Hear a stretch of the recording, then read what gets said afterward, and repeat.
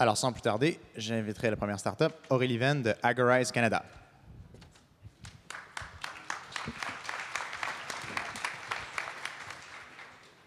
C'est parti. Est-ce que vous saviez que dans 10 ans seulement, 40% des entreprises du Fortune 500 actuelles auront disparu? Et plus que jamais, la survie d'une entreprise, elle repose en fait dans sa capacité à changer rapidement. Parmi les méthodes les plus efficaces qu'on trouve pour faire changer les entreprises, les hackathons sont l'un de ces outils-là, en fait. Un hackathon, pour ceux qui ne savent pas, c'est un marathon d'innovation de 24 heures à plusieurs mois, dans le but de résoudre un problème donné. Alors, comment les entreprises qui souhaitent changer rapidement à travers des hackathons, elles s'organisent aujourd'hui? Premièrement, elles jonglent entre beaucoup d'outils différents, si elles le font elles-mêmes. Excel, site internet, Eventbrite, Facebook, Slack. De plus, elles rencontrent énormément de difficultés à promouvoir leur hackathon parce qu'il y a tellement d'autres compétitions qui existent. Je pense qu'il n'y a pas une semaine qui passe sans qu'on voit qu'il y a un hackathon qui arrive. Ou alors, ce qu'elles peuvent faire, c'est faire appel à Agorize. Agorize, en fait, est une combinaison assez unique d'une plateforme de hackathon automatisé, de crowdsourcing, qui est connectée à un réseau mondial de 5 millions d'innovateurs dans 145 pays. On est les spécialistes, en fait, de l'organisation de hackathons à très grande échelle qui connectent des grandes entreprises avec des étudiants, des codeurs, des startups et des employés d'entreprise. Comment ça marche? Mettons que notre client, c'est Radio-Canada. Leur problème à résoudre, c'est comment utiliser l'intelligence artificielle au service des médias. La première chose qu'on va faire, c'est qu'on va générer une plateforme de hackathon dédiée. La deuxième, on va ensuite activer notre réseau mondial d'innovateurs. Là, en l'occurrence, c'était dans tout le Canada. Et la troisième, des centaines de participants vont soumettre leurs solutions pour trouver en fait comment augmenter les journalistes d'aujourd'hui grâce à l'intelligence artificielle. On s'occupe de tout pour que Radio-Canada puisse se concentrer sur ce qu'il y a de plus important. Trouver les meilleures solutions et les meilleurs talents pour inventer les médias de demain. Et des exemples comme ça, on en a 500 autres. Aujourd'hui, Agorize, c'est une entreprise de 70 personnes qui sont passionnées par l'innovation ouverte, le crowdsourcing et les hackathons. On a organisé plus de 500 hackathons pour 200 entreprises. On a 4 bureaux dans le monde entier. Et depuis notre dernière levée de fonds en 2015, on a multiplié par 5 nos revenus. Actuellement, on est sur le point de clôturer une deuxième levée de fonds dans le but d'accélérer nos ventes, de renforcer notre présence à l'international, notamment en Amérique du Nord et en Asie, et d'augmenter l'intelligence de notre produit. Donc si vous aussi vous croyez au super pouvoir des hackathons et du crowdsourcing, n'hésitez pas à venir me parler. Je m'appelle Aurélie et on est à Agorize.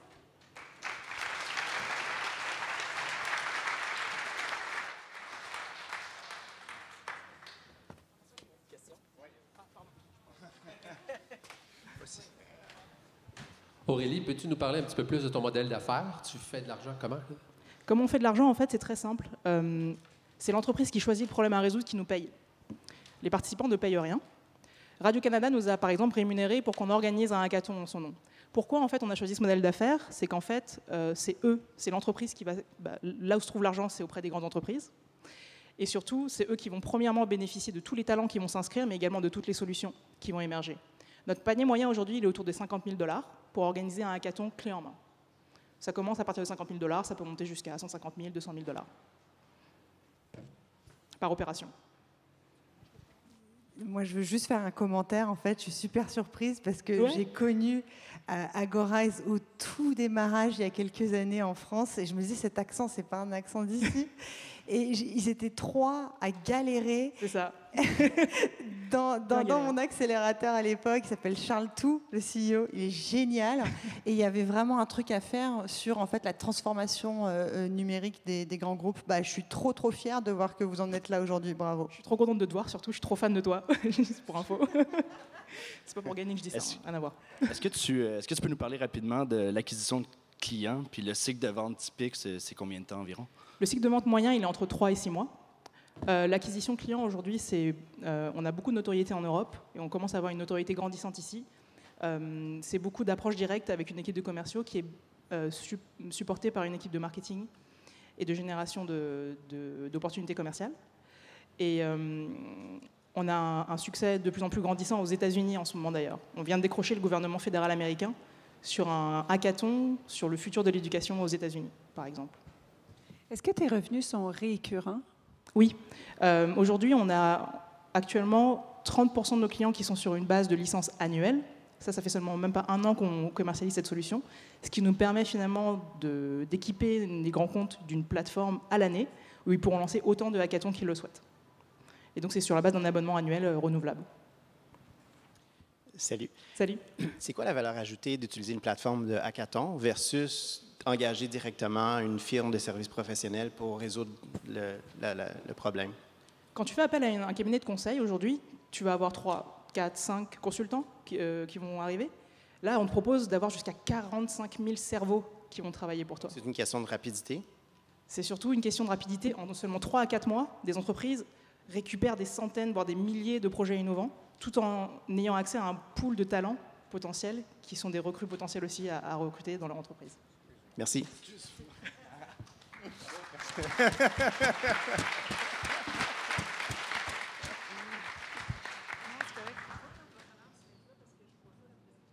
Tu veux le mettre ici? OK, parfait.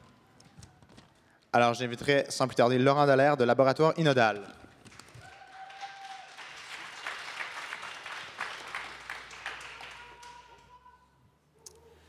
Bonjour, je commence en vous donnant un fait. Tout le monde aime ça de la bonne bouffe, un bon fromage, un bon tartare de saumon. Mais là, à main levée parmi vous, c'est qui les amateurs de tartare de poulet? À main levée, pas de gêne, là. Y a personne qui aime ça, voyons donc, ça va nous rendre malades, on fait pas confiance au produit, ça contient la salmonelle, on fait pas confiance au produit. Pourtant, vous faites quand même confiance à tous vos aliments préférés. Puis là, je ne suis pas là pour faire une campagne de peur, mais on a beau être en 2018 avec les meilleurs contrôles qualité. Au Québec, annuellement, on a entre 60 et 80 rappels alimentaires dus à des contaminations microbiologiques. C'est énorme. Et à chaque fois que ça arrive, ça vient jouer sur le lien de confiance que vous avez envers le transformateur. Et pour le transformateur, ça coûte cher aussi. Rappeler ces produits, c'est entre 10 et 30 millions de dollars.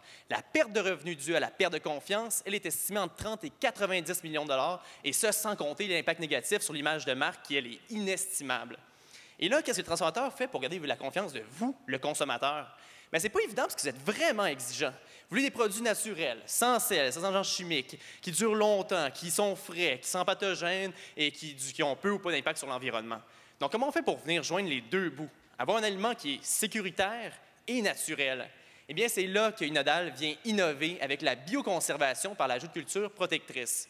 Donc, comme vous le matin qui prenez vos probiotiques pour prendre soin de votre microbiote intestinal, nous, on rajoute des probiotiques produisant des agents antimicrobiens ciblés sur l'aliment pour le protéger contre des E. coli, salmonelle, listeria, clostridium et autres. Je vous donne un exemple parce qu'on a déjà un client et un premier produit commercialisé. Ça s'appelle la BAC-M35. Ça a été fait avec Fumoir Grizzly à Québec. Et c'est quoi? Bien, c'est un probiotique qui produit un agent anti-listeria ciblé. On vient appliquer le probiotique sur l'aliment en usine. Une fois sur l'aliment, le probiotique, lui, reprend vie, produit son agent anti-listeria, il le protège jusqu'à sa consommation par vous. Avouez que c'est génial. Puis plus cool que ça, c'est le premier ingrédient de ce genre à être approuvé par Santé Canada et la FDA. On vient carrément d'ouvrir une porte dans la réglementation pour une nouvelle génération d'antimicrobiens naturels pour toute l'industrie alimentaire. Et c'est ça notre marché. C'est toute la chaîne de transformation alimentaire. On fait affaire avec des éleveurs qui veulent des solutions antimicrobiennes contre la mamite bovine qui coûtent très cher à l'industrie laitière. On a des producteurs de désinfectants qui veulent faire des gels et lingettes désinfectantes. Et évidemment, les transformateurs alimentaires qui veulent remplacer les agents chimiques par des solutions naturelles et efficaces. Car c'est ça, Inodal. C'est des solutions qui sont novatrices, uniques au monde, brevetées, mais des solutions naturelles qui répondent à un besoin criant de l'industrie pour des alternatives naturelles et efficaces. Car notre but, ultimement, c'est quoi? Bien, c'est de vous servir de la confiance pour que la prochaine fois que vous preniez un tartare, un bon fromage, vous n'ayez que de la confiance en tête. Je vous remercie.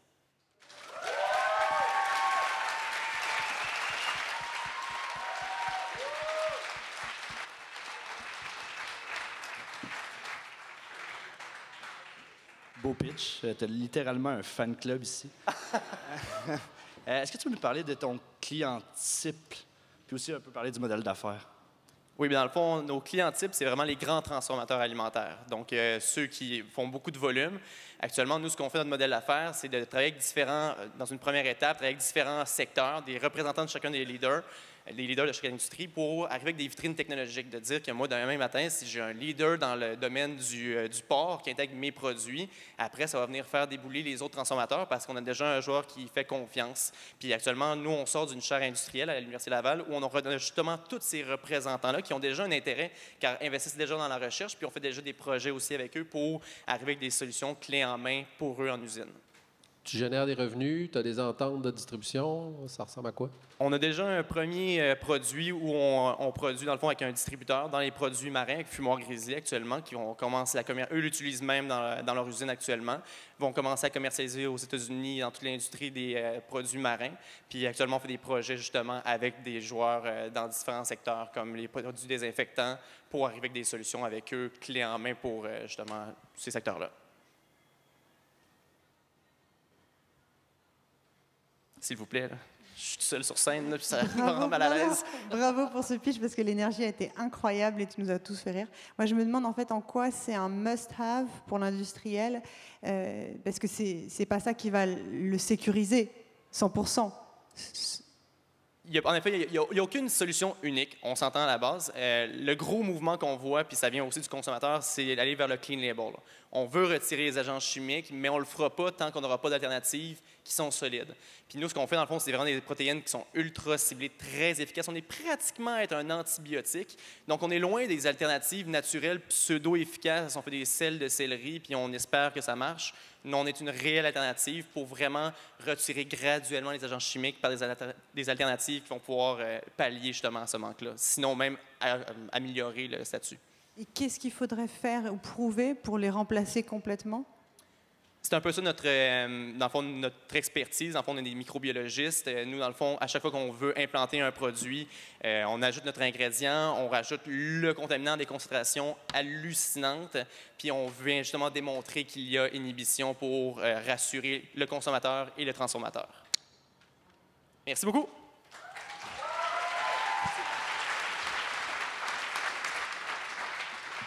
Et maintenant, Philippe Dallaire de Igloo.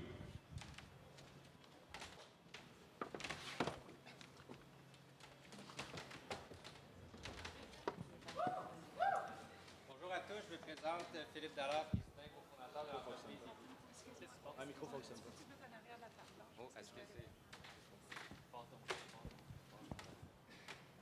Bonjour à tous, je me présente Philippe Dallaire, président cofondateur de l'entreprise Igloo. J'imagine qu'il y en a plusieurs parmi vous qui aiment voyager. J'imagine également qu'il y en a plusieurs parmi vous qui ont déjà essayé le fameux oreiller en U, qui est supposé apporter le support pour s'endormir. On s'endort, on se réveille à cause qu'il n'y a rien qui supporte le menton. Bref, c'est pas l'idéal. Il y a 2 ans, mon père est revenu de voyage, il a dit à mon frère et moi, les gars, j'étais dans l'avion, je regardais autour de moi, puis tout le monde semblait avoir le même problème, c'est-à-dire celui de se trouver une position confortable pour dormir. Pourquoi est-ce que vous n'essayez pas de régler ce problème-là? Donc, c'est vraiment comme ça que l'idée est venue. Puis, il y a 2 ans, on a fait un premier prototype avec des bouts de bois, des cordes, des serviettes. Ensuite, on est allé voir notre grand-mère avec qui on a fait le premier prototype fonctionnel. Puis ensuite, on a rencontré une designer avec qui on a travaillé pendant 1 an et demi afin de concevoir Igloo, l'ultime ensemble d'oreillers de voyage. Donc, qu'est-ce que c'est Igloo? Igloo, c'est 4 parties. Tout d'abord, il y a l'oreiller avec le design unique fait de mousse mémoire qu'on a juste ici.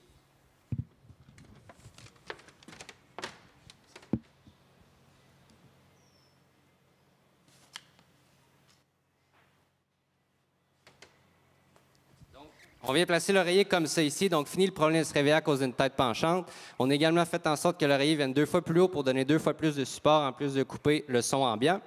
On a le coussin lombaire qui assure une bonne position de repos pour le corps, qu'on peut également utiliser pour agrandir l'espace de repos pour bras, donc également bénéfique pour la personne assise à côté de soi.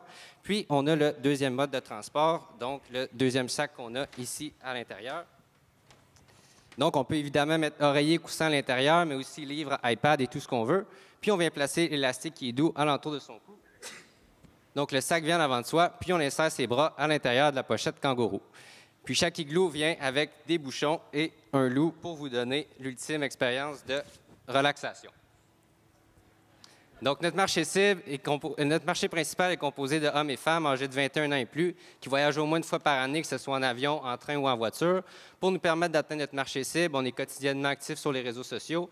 On a présentement une page Facebook, Pinterest, Twitter, Instagram, ainsi qu'une newsletter où vous pouvez vous inscrire à igloofortravel.com, donc igloo le chiffre 4 travel.com, et rejoindre notre communauté de plus de 7500 abonnés.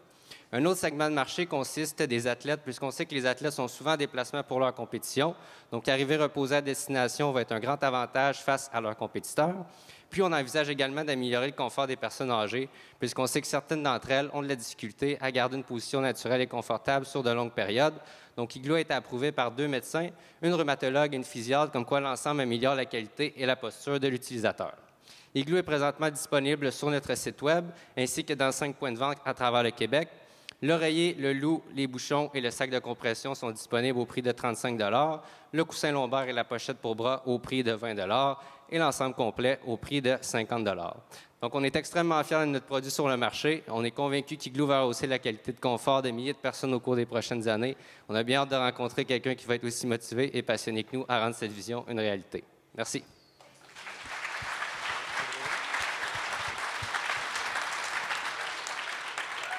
Je vais poser la question qui tue. Oui. Qu'est-ce qui empêche ta compétition d'imiter ton produit? Bien, comme nos compétiteurs, chaque oreiller est unique, mais nous, on est allé un pas en avant, c'est-à-dire qu'on a créé un oreiller qui vient vraiment soutenir le menton, en plus que ça vient plus haut, donc ça bloque le son. Puis on a créé un ensemble complet. Comparativement à nos compétiteurs, on a rajouté un coussin lombaire, un que tu peux également utiliser pour la pochette pour bras, plus une pochette pour tes bras. Ensuite, on a rajouté le loup et les bouchons.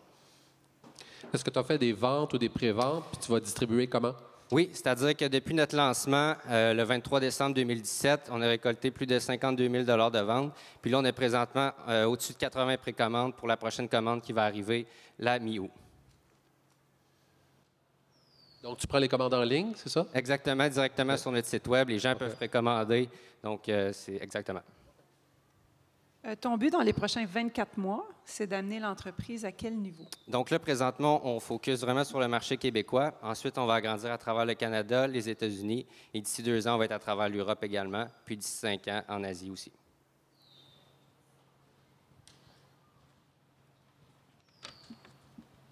Merci beaucoup. Merci à vous.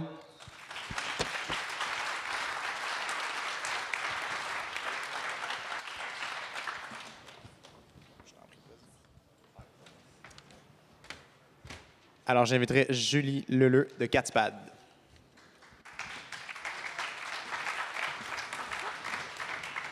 Bonjour à tous, donc moi c'est Julie. J'imagine que vous avez tous déjà eu dans votre entourage un animal de compagnie. Peut-être un chat, un chien, peut-être un lapin, peut-être même un caribou ici, qui sait. Moi, ce qui m'a toujours passionnée dans la vie, c'est les chats. Pour moi, vivre avec un chat, c'est du plaisir au quotidien. C'est des jeux, des câlins, des bêtises parfois. Et pourtant, c'est pas toujours simple de bien s'occuper d'un chat. Et donc, c'est pour cette raison que j'ai décidé de m'engager dans la cause des chats. J'ai donc travaillé, voilà, lui c'est Mozart, donc c'est mon préféré. J'ai décidé de travailler pendant 2 ans avec des vétérinaires pour prendre en compte en fait toutes les problématiques des propriétaires de chats et des chats eux-mêmes. Et ce dont je me suis rendu compte, c'est qu'en vivant avec nous, les chats sont obligés de s'adapter à nos modes de vie et ça génère des graves problèmes de santé chez eux. Pourtant, dans la nature, un chat, il va chasser, il va manger régulièrement tout au long de la journée, il va boire de l'eau à la source. Et en quittant ce comportement primaire, en fait, il risque de graves problèmes de santé. L'obésité, les calculs rénaux, l'obésité qui touche 60% des chats à cause de la boulimie, qui est générée par les problèmes alimentaires. Donc voilà, nous, chez Catspad, ce qu'on veut, c'est lutter contre ces problèmes et rendre aux chats le bonheur qu'ils nous apportent au quotidien. Comment faire ? En respectant leur vraie nature, celle d'un chasseur qui mange régulièrement et boit de l'eau à la source. Comment faire ? On a créé un produit qui est un distributeur de croquettes et d'eau pour chats, connecté à une application mobile et qui permet de prendre soin des chats à distance. Depuis l'appli, vous pouvez programmer les rations que vous donnez à votre animal, vous pouvez suivre sa consommation alimentaire et vous recevez des notifications quand il y a des changements dans les habitudes alimentaires. La principale différenciation de ce produit, c'est qu'il permet de pouvoir identifier l'animal grâce à sa puce vétérinaire. Ça veut dire que quand le chat s'approche, il est détecté par le distributeur qui lui fournit des petites quantités de nourriture tout au long de la journée selon ses besoins, jusqu'à 10 à 15 fois par jour comme le prescrivent les vétérinaires. Et quand vous avez plusieurs chats à la maison, l'avantage c'est que ça permet de distinguer les régimes alimentaires des uns et des autres et de retrouver une sorte de fraternité féline au sein du foyer. Autour de cette innovation, c'est une équipe de 12 personnes qui s'active aujourd'hui. La société a été créée il y a 3 ans. Et c'est aussi 700 premiers clients répartis dans 45 pays qui attendent le distributeur avec impatience, qui sera livré le mois prochain. Aujourd'hui, notre challenge, il est triple. D'une part, il s'agit d'augmenter la communauté des Cats Addicts, nos utilisateurs, mais aussi techniquement de développer l'écosystème de produits, puisqu'on a une team d'ingénieurs en interne. Et enfin, ces deux axes vont nous permettre de récupérer toute une masse d'informations sur le comportement des chats en temps réel. Aujourd'hui, ces données, elles sont connues par personne, par aucun acteur du marché. Donc c'est vraiment une mine d'or pour le marché. Donc voilà, l'objectif pour nous aujourd'hui, c'est de pouvoir réseauter et bénéficier de l'écosystème de Montréal pour trouver des chercheurs. Et on doit passer aux questions. Merci beaucoup, des investisseurs et des distributeurs. Merci beaucoup. Hop.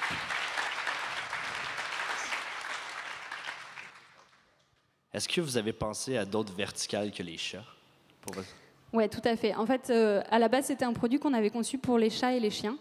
Et en fait, en travaillant avec des vétérinaires, on s'est rendu compte que le comportement alimentaire des chats est totalement différent de celui des chiens. Un chat, il va manger régulièrement tout au long de la journée puisqu'il chasse. Ce n'est pas le cas des chiens. Pareil, quand on part en week-end, le chien, on l'emmène. Le chat, on le laisse à la maison. Il est attaché à la territorialité. Donc aujourd'hui, ce produit, il est adapté aux chats, mais ça dépendra en fait des différents produits qu'on va développer dans l'écosystème. Bravo. C'est quoi votre modèle de distribution? Donc aujourd'hui, on vend uniquement en ligne puisque on est en précommande jusqu'au mois prochain. Mais l'objectif pour nous, c'est de se développer en magasin puisque ça nous permet de générer davantage de volume, donc davantage de données sur le comportement des chats. Et nos cibles, ce sont d'une part les magasins animaliers et d'autre part les magasins high-tech. On cible aussi les vétérinaires et on a récemment, en amorçage, intégré au capital la société d'action et de promotion vétérinaire qui est en fait l'entité commerciale du syndicat vétérinaire français, qui va nous aider en fait dans toute la démarche de vente auprès des vétérinaires et de valorisation de la donnée sur le comportement animalier. Est-ce que vous avez fait une analyse de la compétition? Est-ce qu'il existe des produits similaires et comment vous différenciez-vous? Oui. Alors sur le marché mondial, il y a certains produits distributeurs connectés qui existent, mais le positionnement de ces produits, il est purement sur l'aspect gardiennage, en cas de week-end par exemple. Donc l'information est descendante. Je peux programmer les rations que je veux donner à mon animal et je sais que mon animal reçoit à manger quand je suis absent. Mais il n'y a aucune remontée d'informations sur le suivi alimentaire. Donc en fait, tout le positionnement santé qu'on a et toutes les données qu'on récupère, on est les seuls à le faire. Merci. Je me demandais en fait comment tu arrives à avoir une équipe de 12 personnes sur un projet aussi early stage. Alors au démarrage, c'est pas depuis longtemps qu'on a toute cette équipe. C'est le premier tour en amorçage qui nous a permis de recruter pas mal de personnes. Malgré tout, on avait quand même des ingénieurs à payer au démarrage pour développer une innovation qui est en R&D depuis 2 ans et demi maintenant. Et donc l'État nous a beaucoup aidés pour ça et aujourd'hui nos investisseurs nous aident également. C'est l'État français, on est français. D'accord. Ouais. Merci. Merci beaucoup. Merci beaucoup.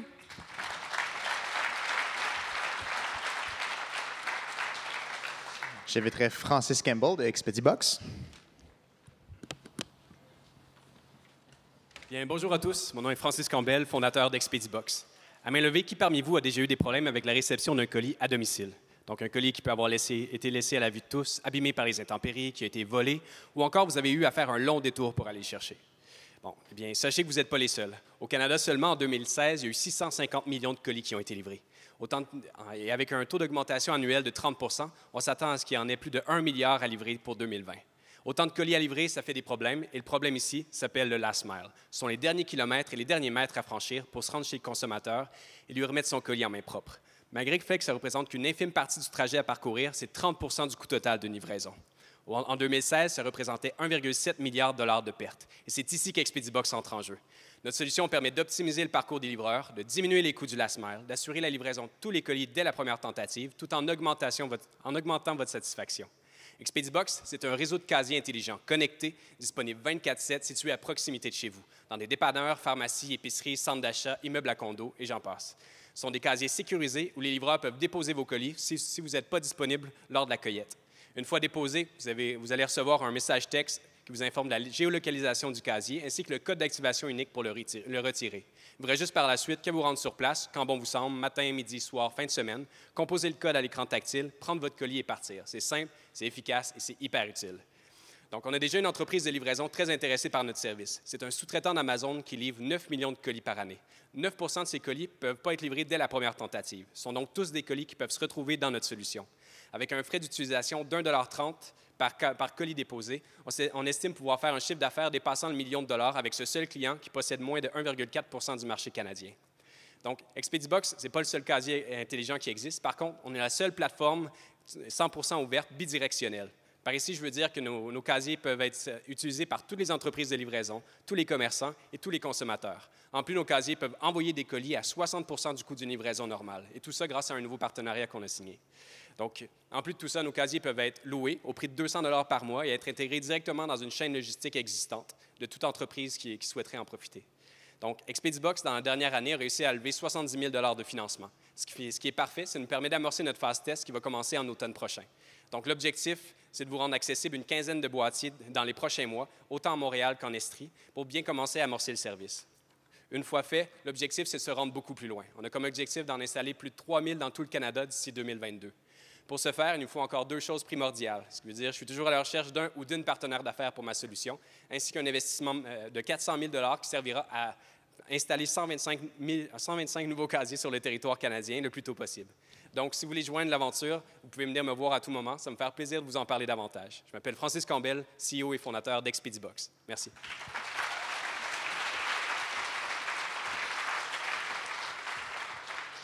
Bravo.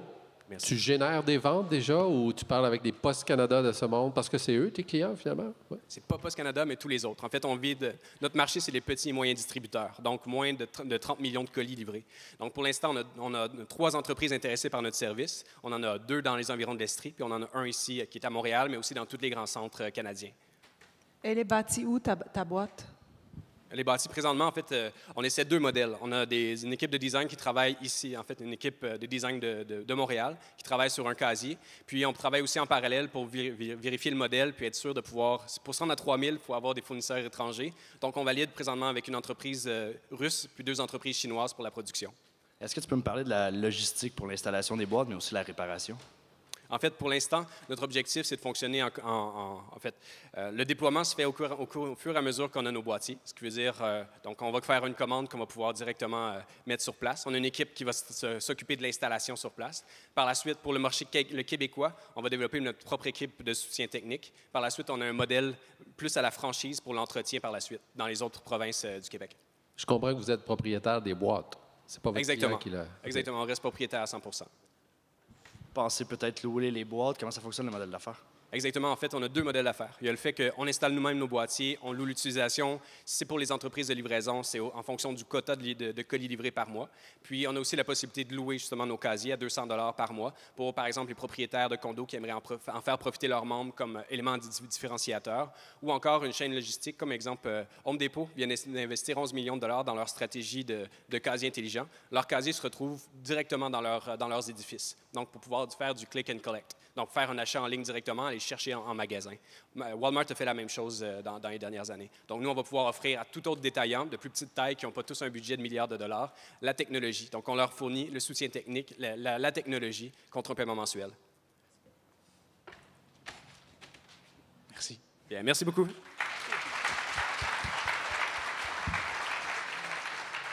Et j'invite Julien Brault de Hard Bacon. Merci. Bonjour tout le monde.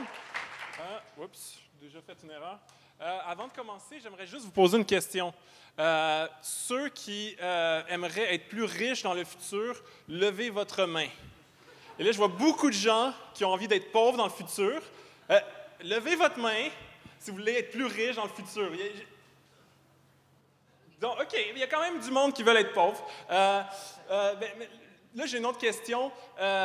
Parmi les gens, j'imagine ceux qui sont pauvres n'ont pas beaucoup d'actifs financiers, mais ceux qui veulent être plus riches dans le futur, qui parmi vous avez plus que 250 000 $ d'actifs financiers? Donc, ça n'inclut pas votre maison, c'est soit dans votre compte de banque ou dans votre compte de placement. Levez votre main, ceux qui ont plus que 250 000, j'imagine les anges, s'il y en a une couple.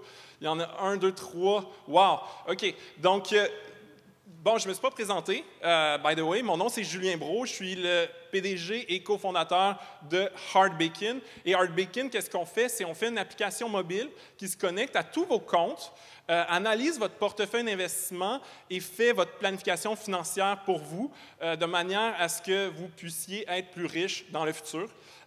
Puis, si je vous posais la question sur les 250 000, c'est qu'en général, quelqu'un qui va faire votre planification financière, un planificateur financier, va rarement prendre des clients qui ont moins de 250 000 d'actifs financiers.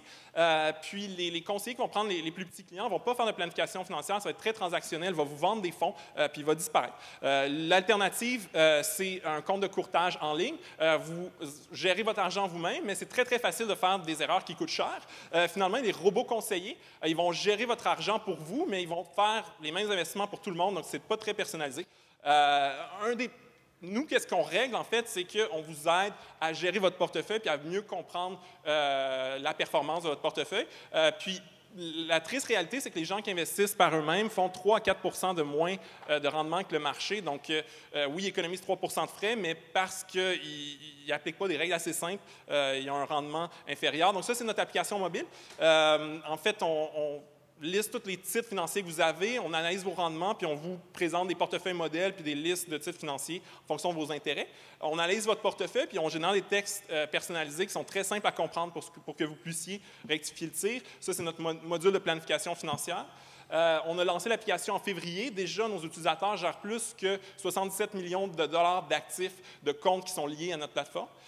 Puis notre marché cible, les 20 de Canadiens qui ont des comptes de courtage, mais on veut joindre plus de gens. On fait de l'argent en vendant des abonnements par mois, donc c'est 1,99 par mois, puis on fait aussi des partenariats avec les institutions financières. Ça, c'est l'équipe. Il y a moi, je suis ancien journaliste au Journal des Affaires. Il y a notre CTO, c'est un ancien architecte logiciel chez JP Morgan et d'autres banques d'investissement. Puis finalement, je dois t'arrêter malheureusement, on est à 3 minutes. Avez-vous des questions? La dernière slide, c'était quoi tes revenus par année? En fait, présentement, nos revenus sont, on fait à peu près 6 000 par mois, mais on a lancé l'application en février, donc en 2017, on n'était pas lancé, donc nos revenus étaient pas mal bas. C'est plus des dépenses qu'on avait. Fait qu'en tant que consommateur, je download l'application, je link mes banques. Compte de banque et compte d'investissement. OK. Et parce que j'ai déjà une interface avec mon broker où je vais pour regarder tous les trucs. C'est quoi que l'app m'amène que l'interface que j'ai avec mon broker ne m'amène pas? Une des choses, c'est que nous, on a toutes les données financières. Donc, on sait exactement c'est quoi l'historique de rendement de chaque produit, les frais, puis on t'expose vraiment ton rendement. Puis ça a l'air ridicule, mais dans les comptes de courtage, ils ne t'expliquent pas ton vrai rendement. C'est qu'ils vont te dire tu as plus d'argent que l'année passée, mais ils ne calculent pas les dépôts, ils ne calculent pas tous les flux financiers. Puis en plus, on consolide entre si tu as un compte de courtage puis tu as un compte de fonds communs ou un plan de retraite. Nous, on consolide tout, puis tu peux aller chercher l'information par compte ou consolider. Ça marche dans quel pays? Pour l'instant, on est seulement au Canada. Le marché nord-américain étant à peu près les mêmes produits financiers, on supporte déjà tous les titres financiers aux États-Unis. Il reste juste l'intégration au courtier américain. Donc, ça fait, au début 2019, on va introduire aux États-Unis. D'autres questions? Moi, je voulais juste faire une remarque. Tu as des super slides, un super design. C'est dommage d'être aussi speed, parce qu'en fait, tu avais une super histoire à raconter. Oui, c'est ça, je regardais le temps, puis j'ai réduit le nombre de slides, puis c'était pas assez. Donc, merci pour le feedback. Peut-être juste skipper la partie de qui est pauvre, qui est riche, puis se concentrer sur ton pitch, puis tu aurais le temps de passer à travers tout le pitch. Oui, c'est le sondage qui a pris du temps, mais c'est une idée de dernière minute. Tu as levé combien d'argent sur GoTrue? Oui, c'est ça. On fait une campagne de financement participatif en capital. Donc, n'importe qui peut investir. Si vous voulez aller sur GoTrue, on a levé 122 000. À date? 122 000 à date? Je dois... malheureusement. Okay. Merci beaucoup. Feel bad. J'inviterai Anne-Sophie Riopel-Bouvier de Exotactique.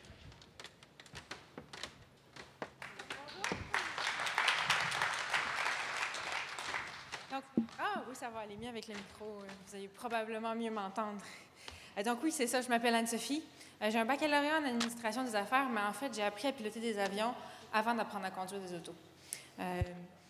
Donc, je suis venue directement de Bagotville ce matin pour vous présenter Exotactic que j'ai cofondé pour allier ma passion pour l'aviation avec les nouvelles technologies afin de créer une entreprise qui allait vraiment pouvoir faire une différence dans la société.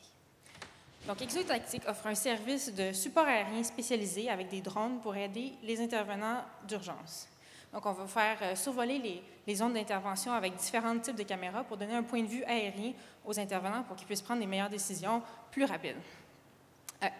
Notre service est particulièrement intéressant pour nos clients parce qu'on a des formations, des équipements qui sont vraiment spécialisés en sécurité publique. Donc, notre produit, notre service est vraiment unique au Canada. On sert les pompiers, les policiers, les aéroports, les grandes industries, les gouvernements. Et puis, d'ici les 5 prochaines années, notre stratégie, c'est d'implanter des centres de services dans les grands centres urbains où il va y avoir des équipages disponibles 24 heures sur 24 pour intervenir pour nos clients.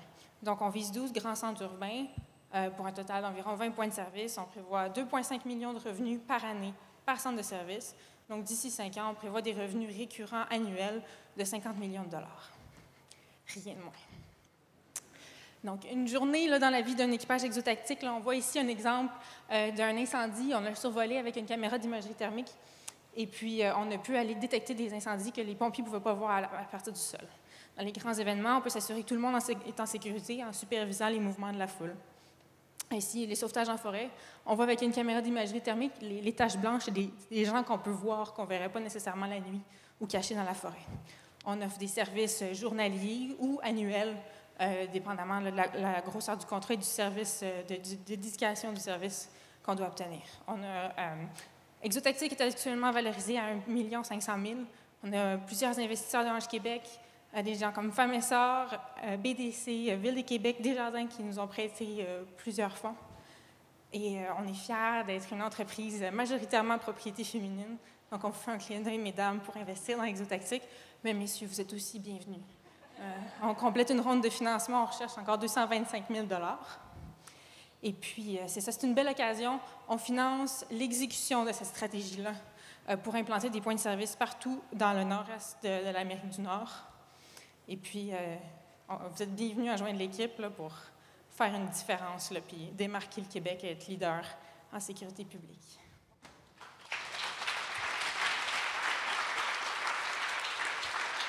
Est-ce que tes drones peuvent transporter comme des kits de survie ou c'est surtout du vidéo pour l'instant?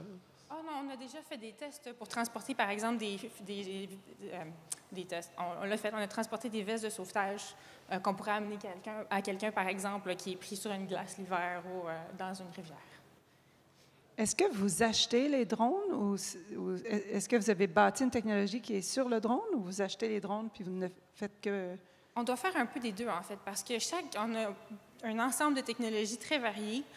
Puis, ce qui démarque aussi Exotactic du reste de la compétition, c'est qu'on intègre toutes les technologies une à l'autre.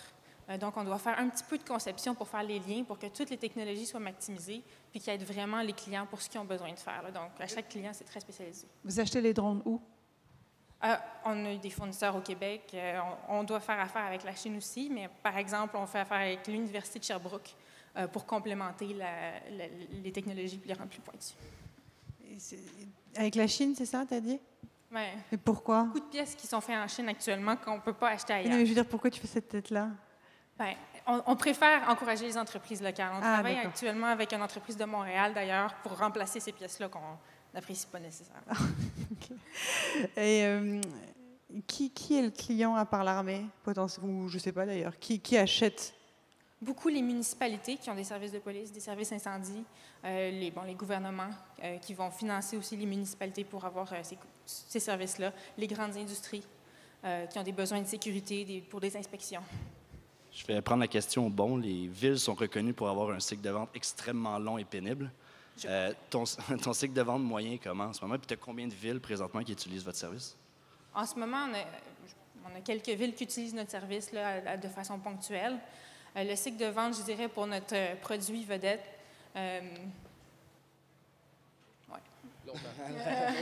longtemps. Et c'est malheureusement tout. Merci. Bonne journée. Merci aux juges.